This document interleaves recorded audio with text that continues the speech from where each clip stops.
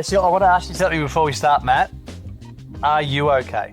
I am in general, but not today, which is okay. It's okay not to be okay some days. We've had another project looks like fall over, so I'm okay in the sense of like everything's going great. I've got a new little girl and she's a unicorn.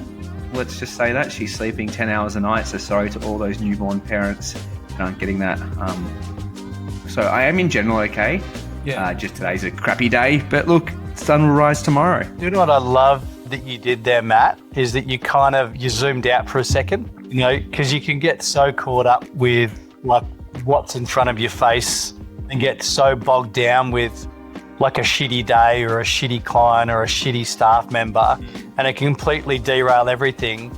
And yet your default there was, you know what, I've had a shit day today, but I've got all this other great stuff that's happening in my life. And I don't know if we do that enough. We're joined today by Alistair. This is coming out in a week that we're going to talk about. You're going to hear it a lot through media and social media. Are You OK Day?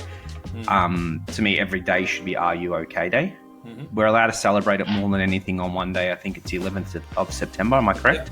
Yep. Cool. So, Alistair, you're an ambassador for Are You OK? That's correct? Yep. Do you want to give us a bit of an overview of like what is Are You OK Day? It sort of came out of the Larkin family, and Gavin, who just decided he was going to do something about this after having some personal aspects of his life, with things like suicide, and there was some illness in his family with his kids, and he even had illness himself, which actually was quite tragic. But I guess the movement there was there's a moment, and I think it was kind of mid-90s, where Gav just realised there wasn't a lot of people talking about things like suicide or just mental health in general, And it was all very stoic, quite macho, whatever. And he's sort of being the person he was, and I didn't really know him, but I know his family, and just sort of went, well, we're going to do something about this. And I guess the beauty of what he's probably put forward, or what the organisation's come, is just a grassroots, sort of that informal aspect of just checking in with people and just trying to create a message around that, and because they say a conversation can change a life or save a life, and it's true, So I kind of gravitated to that personally. I think it's just good to look after people. I do it for my work, things like life saving. I don't know, it's good form to take care of yourself and other people. And I just like that this is a very grassroots organisation that just focuses on people talking to people. There's all the other aspects like Black Dog, Lifeline, Beyond Blue, that sort of stuff that are probably more technical and specialist care, but there's a hell of a lot you can do on the ground level, just people talking to each other. But they do all do great things. That's the thing. Oh, they do, yeah. But for different moments, like any medical issue, sometimes you need a physio, sometimes you need a surgeon, and that's okay. But a lot of the heavy lifting, well, not the heavy lift, but can happen at a very fundamental grassroots level. Yeah, so we have a psychologist that comes on our podcast regularly, Julie, and she probably it was probably one of the first few episodes, Hamish, where she made the question about, I asked the question about, is it okay to ask someone, are you okay? And her comment was like, well, someone's having a heart attack. Do you ask them are they okay? Do you want to get a doctor? She's like, what's the difference with the brain? And it was just like, yeah, like what? Why do we not ask if it's okay? Do you have any maybe thoughts or insights into that sort of conversation? They've actually got some fresh research that has come out and that sort of stuff that, 3 in 4 people actually agree that it's important to ask someone, which I think is quite interesting because all they agree, and in a lot of ways they sort of say it's a good idea to do it, but only 1 in 3 people feel comfortable doing it. So even on that, if you look at those sort of numbers, you're thinking, okay, most people want it, but not everybody feels they can do it. But, things like invading people's privacy, I don't want to say the wrong thing, it might make it worse. Don't want to embarrass them. Don't want to judge them. And I think even personally, early on, is something might come up that you can't handle. Someone might put a fair bit out in front of you, and you think, well, I don't know whether I can solve that. So sometimes people feel they need to get in there to solve the problem, which is not the case. It doesn't always have to be the case. And even I think in a very human way, not all of us sort of have the confidence to rock up and say, how are you? Because I don't know, there's a bit of a step there. There's some social risk aspects and there's some cues in it. And it can be really quite an emotional conversation. And I think that can be really tricky to turn up. So my thing is it takes more guts to turn up than not. And Yeah, but it is, I totally respect people that sort of have that moment. I've never, like, I can only personally speak from my own experiences here, but every time I've asked someone, are they okay? I've never, ever had someone come back and get angry at me for asking that question. Yeah, you're right. So I think if they're okay, they'll say, yeah, I'm all right. One of the other things to really, to kind of sit in for a second is that you said, it's not up to you to solve their problem. Yeah. I think Simon Sinek says it really well. Quite often you just want to sit in the mud with them. Just be there, listen to them, let them just tell you what's on their mind, and you sit there and just listen to it and actually not think you need to solve it. Because, I'm a builder, Matt's a builder, you're a, risk management person, lifesaver, father, whatever. We're not necessarily trained to solve this problem, but actually just sitting there and listening to someone and being that facilitator of that release of pressure or stress could sometimes just be that moment that person needed. Because if you look at there's a very, it's not a script, but it's a pretty well-worn path that RUOK come up with, and it's like how to have that conversation, which is like you ask how you're okay, and then you sit there and listen. And we call it the ALEC, ALEC, ALEC. So you ask and you listen. But the third part is what you're talking about there is you encourage action, right? And then later on you check in, So the encouraging action, I almost see it working at its best when you're a linker, because the thing is, like, if you need a psychologist, for example, or if you need some help, they're not often at the barbecue, but you are. Yeah. So this is, how do you find these people? There is a difference between finding and locating and, connecting and solving. It's a different thing. So I kind of almost see them as a catalyst, like someone who connects people, and you encourage action as opposed to having to take it yourself. So that's probably, I believe, RUOK went at its best in some ways. It's just turning up and, as you say, Hamish, sit in the mud, be real, be authentic, but you don't want to sit in it forever, and you want to say, well, okay, let's get something done. What do you want to do? What works for you? And then connect them in. And hopefully they take some action. But even just, as you say, Hamish, just allowing the problem to be shared does release pressure. Often somebody who just can understand or at least acknowledge what's going on can be enough for some people, to be honest. They can sort of think, okay, well, I've got enough energy to go and do something else. Yeah. Going back a year and a half, the reason Hamish and I started this podcast was to touch on two aspects of what we considered really important in construction. And we do have building businesses in residential construction. One was to talk about building better and how we can improve the building stock in Australia and educate tradies and builders and homeowners and professionals about how to build better. The second was the mindfulness side of things, thus why we call the mindful builder. Yeah. But there's a real shocking statistic that I have come across before, and it is that a construction worker is more likely to die by suicide than it is by a workplace accident, which the industry loses on average 190 people per year, which is equivalent of someone taking their life every second day.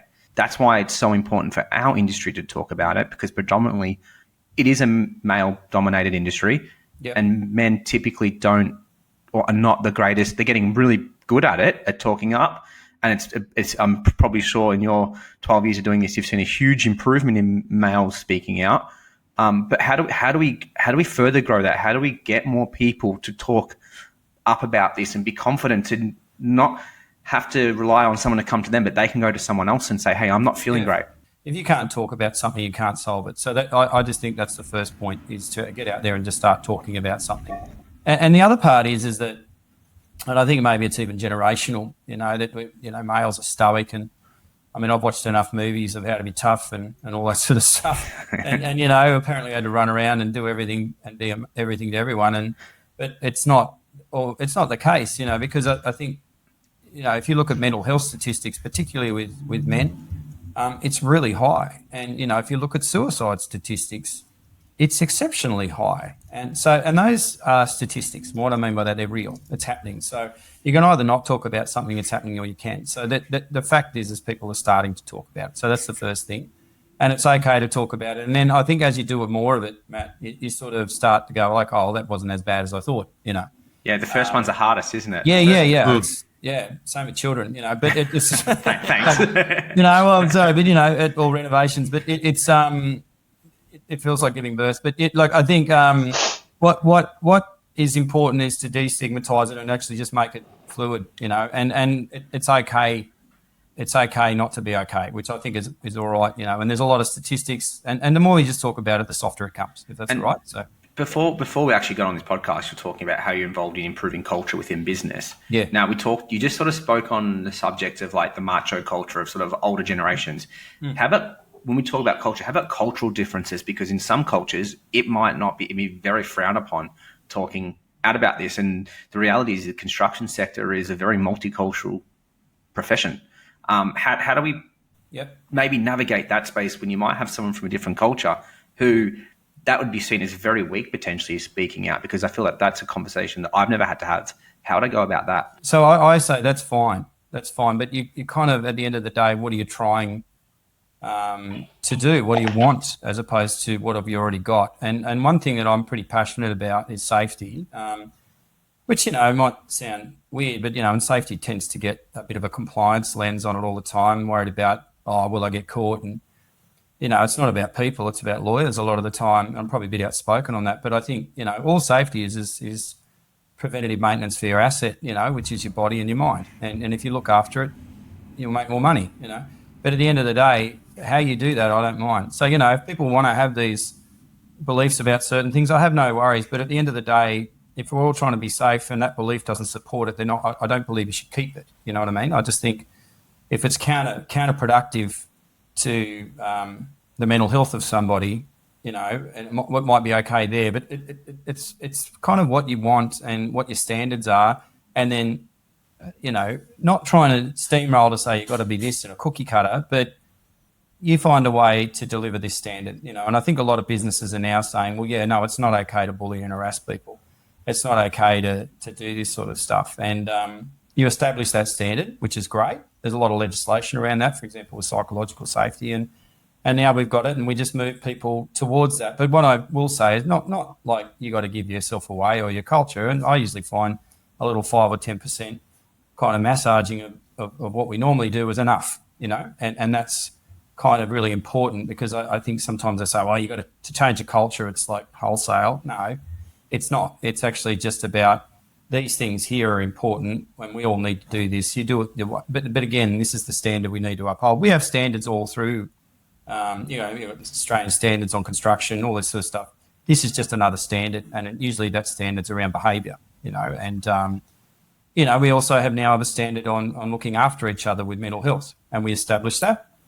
We work to it, and you can drive that through legislation, but I think it's more effective in community. But yeah, you do get a lot of different approaches. I've seen and heard some people say some quite incredible things over my time. And they usually say it because that's just what they've always said. That comes down to everything, right? Like education or your environment comes down to, how you then respond, that you are a product of your environment. And if I'll use the example of like the little bubble that Matt and I operate within, and that's the sort of high performance sort of construction space. We kind of look outside of that little bubble and look at all these people who aren't building the way we are, and we know that it's a better way to do it, but they don't know about it. They're not educated by it. So it's all about coming in and educating them on how to build better. And there's a slight kind of step back to something you said before. You talked about psychological safety. Yep. Could you just explain that in a little bit more depth? Because it is a new term that is very relevant to us as business owners. You've just stolen all my question notes. He probably does that a lot, Matt. Yeah. I do. I look over and look at him whenever plagiarism's the old form of I've literally just deleted like 5 of my questions because you just I know. Well, you Haim. You thought your questions were so good, they're now his questions. I'm going home. By sort of definition, psychological safety is the management of interpersonal risk. So that's kind of the definition. It's the risk between people. All right. And, I guess so if you look at a hazard, particularly as something that can hurt you, right? So a nail can hurt you, or a bit of equipment. Well, people can hurt you and opinions can hurt you and behaviour can hurt you. Is that right? So it's now looking at or what they call psychosocial risk, So, a hazard leads to a risk. So they're managing that risk between people. Okay. And because if you look at it the other way, people can get hurt, which I guess in this case would be trauma. And people need to take a bit of time off work, or they need some, some help, professional help, to help them through an injury, or what they call a psychological injury. Yeah. And I guess my sense is or my thing is if you create a culture that's sort of supportive and positive, then you can lower that into personal risk, and what comes with that is there's risk between people. I better not say that to them because they might say this, all this sort of stuff. So, indicators are low levels of trust between people.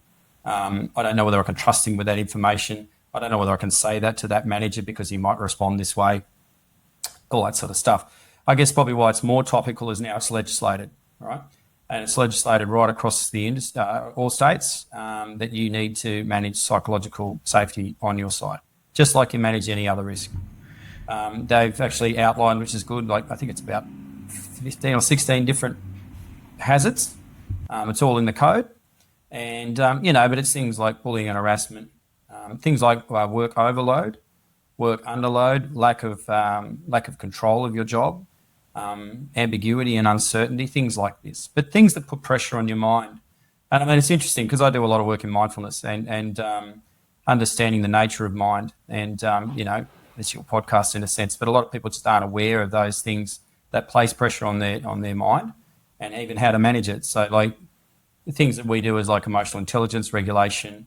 We work on mindful awareness, these sort of things, but that's why. So I hope that answers it, but it's really now a mature aspect as we're looking after the physical safety of people, but also the mental safety, so mental health being I'm not healthy mentally, which means I'm kind of injured or I'm not 100%.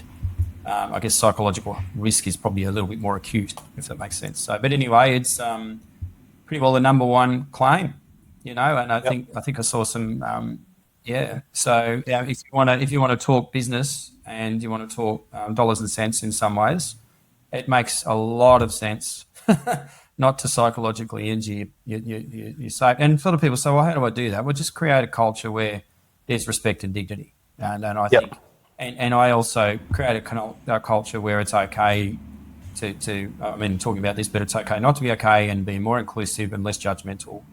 Some people say that's a bit soft.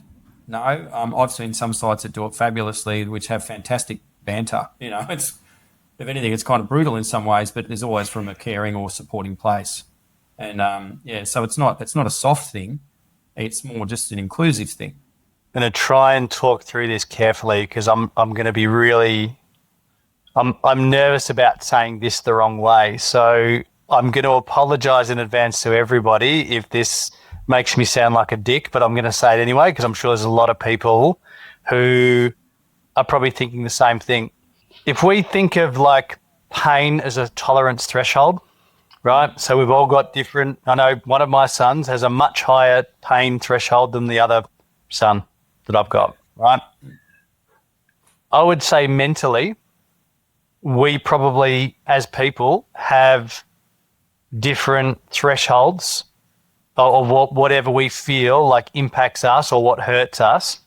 I understand like we just want to be good to each other, right? We want to treat each other like human beings, but and again, I'm not making any excuses for what the industry is, but we are predominantly men, and we have a history of I guess ribbing each other, because it's a bit of fun and it's a bit of whatever and a little bit of banter. Some people might be impacted by that quite severely, even if it's just a bit innocuous and just you think it's sort of just workplace banter. Yes. How do we navigate that when some people might be severely impacted and other people are just like, well, just water off a duck's back? Because it's not visible. Like a cut on the arm is a cut on the arm, right? Yep. If you cut your arm with a cut on you and a cut on me and a cut on Matt's the same, right? It's a visual injury. I mean, I don't know what I'm trying to say here. No, it's very clear. Like you've actually worded that really well. People say I've got a lot on my plate, right? Mm-hmm. So there's your plate, right? And here's the load coming on the plate. And when it goes over the edge of your plate, it gets messy, yeah? Right? So here's the plate, here's the load, and here's the mess, right? So if you are, and I guess, how do you know someone's being overwhelmed or is a little out of control or overloaded, what would you say you see in people? Stress. Visibly stressed. Yep. They're Stress, short. what does that look like? I, How do you pick that up? well, it's a hard What one because, like, for someone like myself, like I can might hide go it very, quiet. very well. Yep. Like, but I've got people that I know that like put any of my stress onto them, and that would Whoosh. be crumbling. So, And- either way, I find it usually, because, kind of there's character and there's outer character is maybe another way of looking at it. Yeah. Yep. You know? Yep. And there's some people I believe that have got a plate about this big, and there's some people who've got a plate that big, right? And why have they got a plate that big? The answer, which sounds a bit, cop out, because they do. Yep. They do. Some people haven't experienced as much as other people. They just haven't, and they've actually come to your workplace with the plate they got, right? And I don't judge that plate; it's just the plate you got, right? So you've got some options here, because if this is happening, I'll give you an example, and I do a lot of leadership coaching. You go and put some more on that person. What do you think will happen to the load? plate would just snap. There's more will overflow, Yep. So here we go. Here's the, I think about it. Here's the pasta. Here's the plate. Here's the overflow, right? And the overflow is messy, and it can be very traumatic when people get emotional, right? So I just sort of see emotion, out of character, this sort of stuff as an indication that people aren't coping with what they got, because we all have a mental capacity, right? How much we can shove through. And some people have an incredibly high threshold for ambiguity and uncertainty. Some people can, I've met mining guys that, they get sacked and they laugh and go, okay, I'm going to get another job. And then I meet other guys that, will wallow around and go, oh my God, what's going to happen? They're just same problem, different response. Yep. So I guess what you can do is take pasta off the plate, or take load off that person is one solution, but that's less work, or less whatever it is. And that's, sometimes legislative, they're trying to do that, is to make sure to speak to people properly, but things happen. When someone's overflowing, I guess get someone else's plate to help you. You might be in trouble yourself, so someone can step in. And one thing I would also say, it doesn't happen every day, just like you've said, Matt. You have your good days and bad days. There's days where you overflow and there's days you're not. There's days where your kids get to you and there's days that they don't. And your spouse or whoever, So having it in perspective and having some infrastructure to help you there. But I actually, third part is building a bigger plate. So I guess what's interesting, and that's something to think about, I guess, is how do we build, some people call it resilience, but, I guess another thing that's proportional to plate size is acceptance. How flexible are you? And if you want to talk about there's your mindset, how much of a fixed mindset or growth mindset have you got? And what are you doing about that? But anyway, if you start to see success or coping with load and things like that as this ability to grow your plate in a functional way, you can functionally do that. So having systems, and because what I see leadership as is the ability to grow people. I see management as the ability to manipulate people, rightly or wrongly. And management's probably more outcome focused, and leadership in some ways is process focused. Build good people, and they do great work. So that's one way I sort of try and frame it for people, because once you frame what you're trying to achieve, you can usually get it done. But I just also wanted to sort of say there, you can actually, in your own way, Matt, or maybe but just detect when people are just a little out of character. They might be a bit quieter. They might be, a bit more aggressive. They could be stressed. They could be talking about things.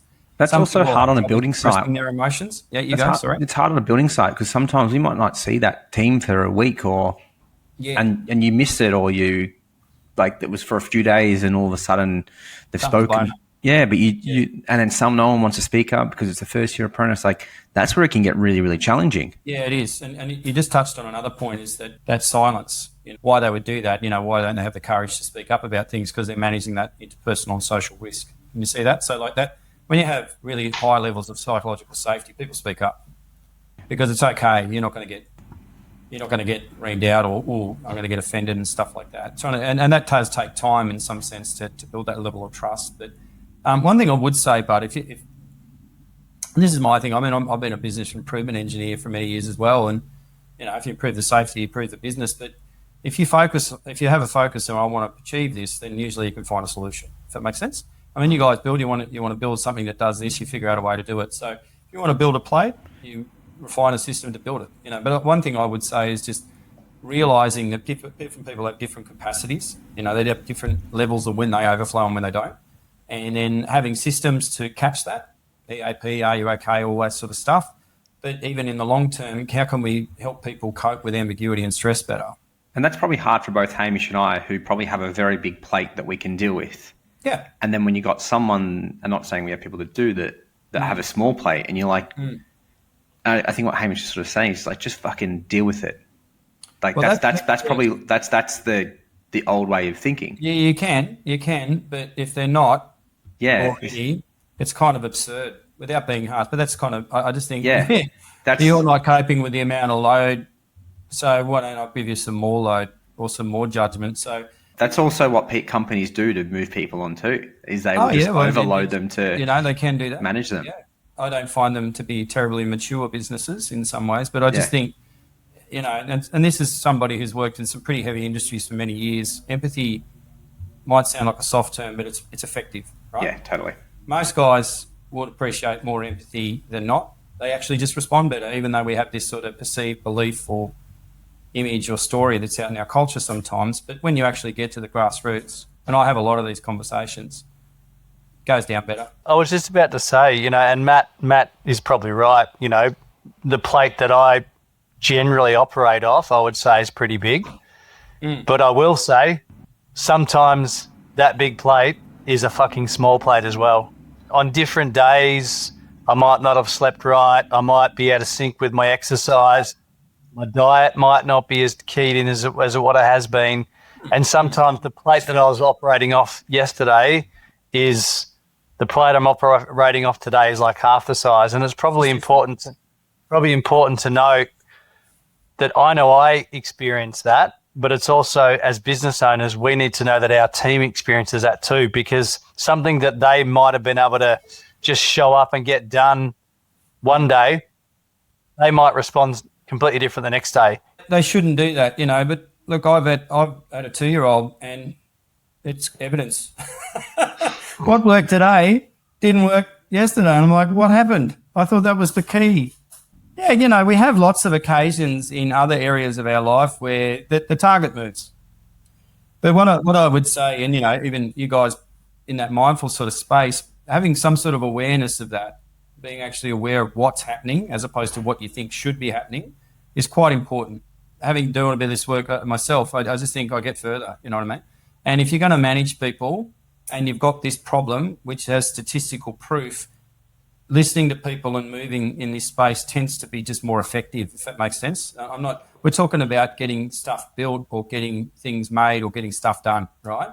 Whatever gets it through the pipe quicker or gets it through processes it better, why not? You know what I mean? So that's what I kind of get into. And a lot of people say, well, that's not the way to do it.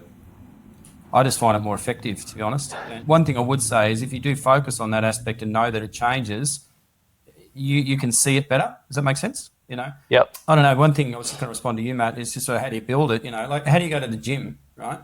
If you go to the gym and you're not very fit, right? Do you go and lift 100 kegs? Go for it. Try to and then hurt yourself. Yeah, and then hurt yourself and actually injure yourself. So here's a concrete milkshake, harden up and get on with it. There's probably 100 kegs for someone. 5 kegs might be all right. But the thing is, the goal is 100, but often we don't have the time to invest in people.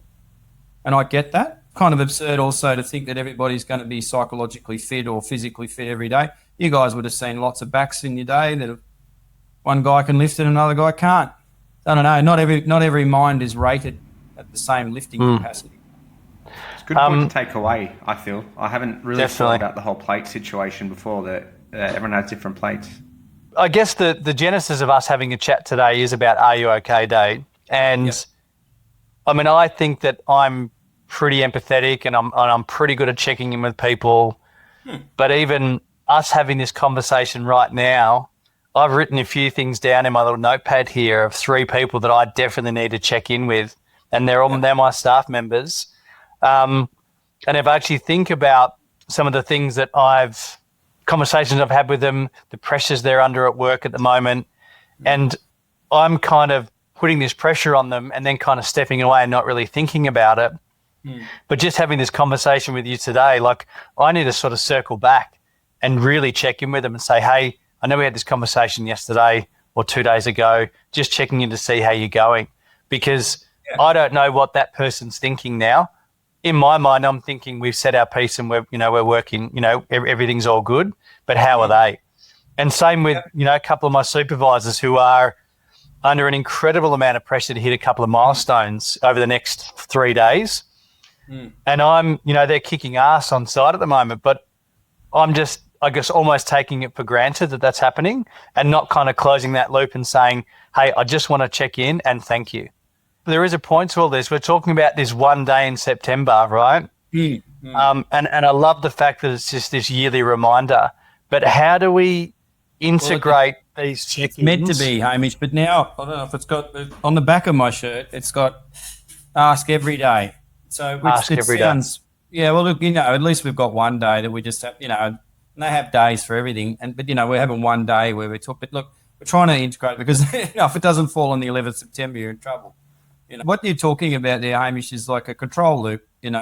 If you were going to look at to make sure that the quality of construction of the house you're building or whatever you build, you'd probably go and have a look at it a few times, and you'd probably audit it to check it's okay. So, and the word I'd use is that it's up to standard.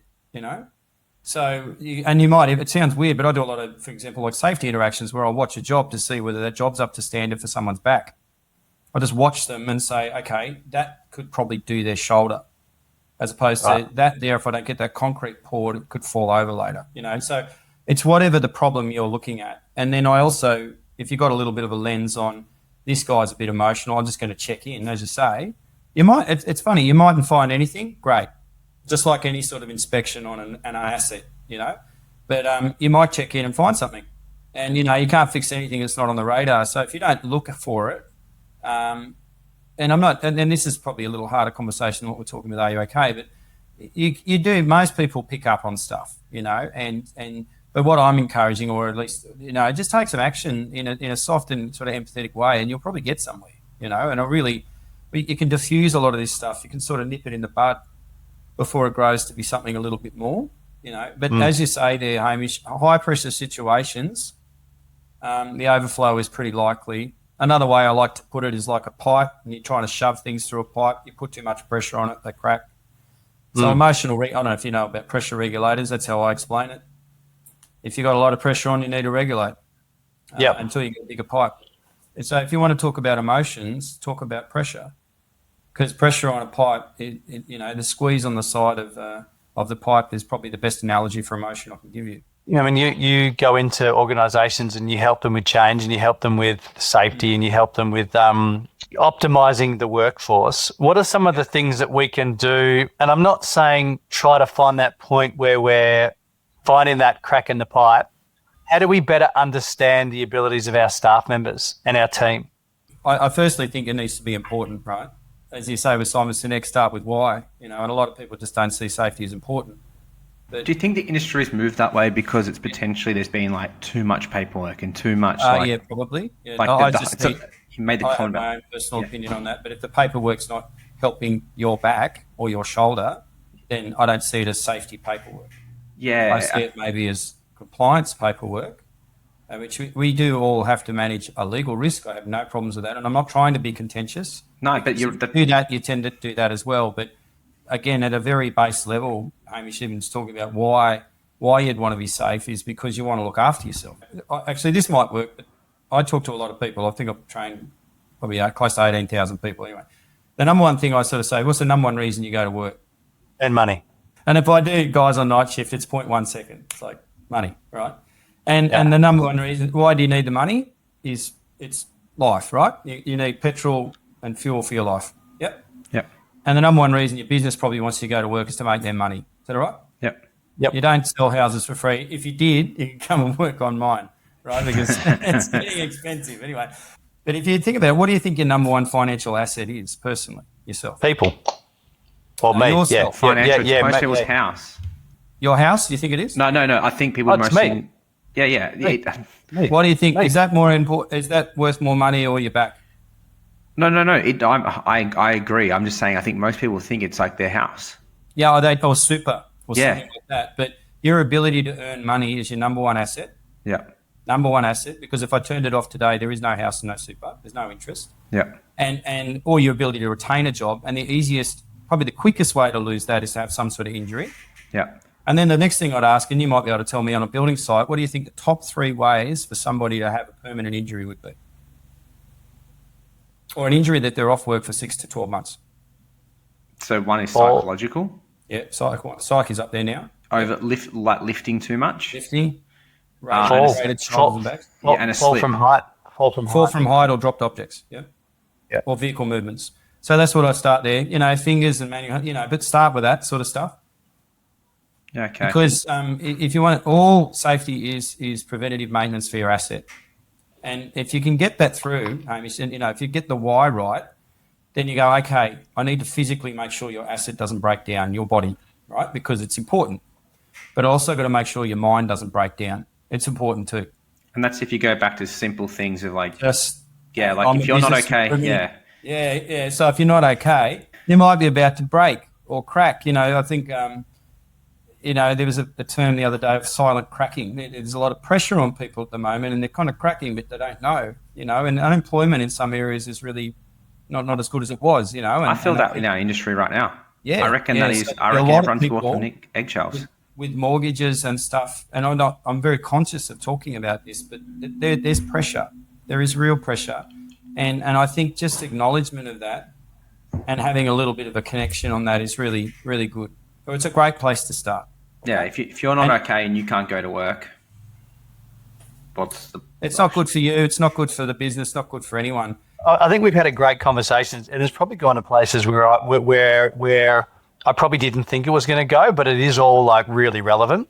So we talked about we should be checking with people every day, right? But September 11 is really a great reminder. It's just this top up that people probably need to hear every year to be like, oh, hang on a minute. Yeah, it is something that we need to think about.